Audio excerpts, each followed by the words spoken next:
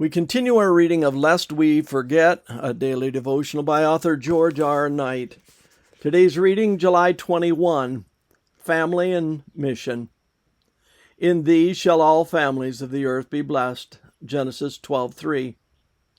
Our text in some ways reminds me of the other James Bond. His brother, Seth, became one of the first Adventists in California in 1872 through the ministry of J.N. Loughborough. Jamming his pockets full of tracts, his first missionary target was James, a farmer in California's Central Valley. Finding the man plowing with a 10-mule team, he lost no time in beginning his mission. He talked his new faith in the field, followed it up in the barn, and continued on into the house.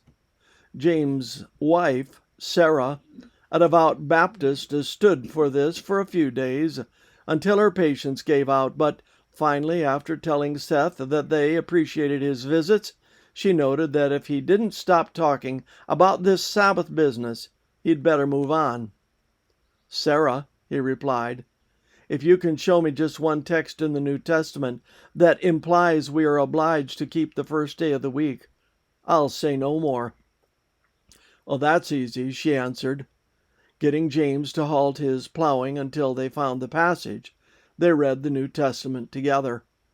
4 days later, they arrived at the last verse of the Revelation, but without their text. Saturday morning, James Bond went out and fed and harnessed his mules, preparing to plow. Coming back into the house, he ate breakfast, led family worship, and returned to the barn. About 9 o'clock, his wife saw the plow standing idle in the field. Fearing he had been hurt, she rushed out, only to discover that he was sitting on a box reading Sabbath tracts. At that point, both became Sabbatarians. Later, under Ellen White's urging, this father of 11 became a medical doctor. 5 of his sons became ministers, and 7 of his children became foreign missionaries.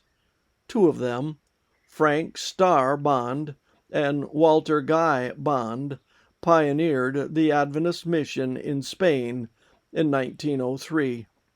Walter would give his life there 11 years later at the age of 35, apparently a victim of poisoning. Both of them experienced the trials of Paul as they were stoned and forcefully driven out of villages. I have a personal interest in this story because my wife, Elizabeth, or Bonnie, Bond, is the granddaughter of Frank and the great-granddaughter of James. Families make a difference. How our children relate to the Lord, the church, and to service is shaped to a large extent by fathers and mothers in the faith.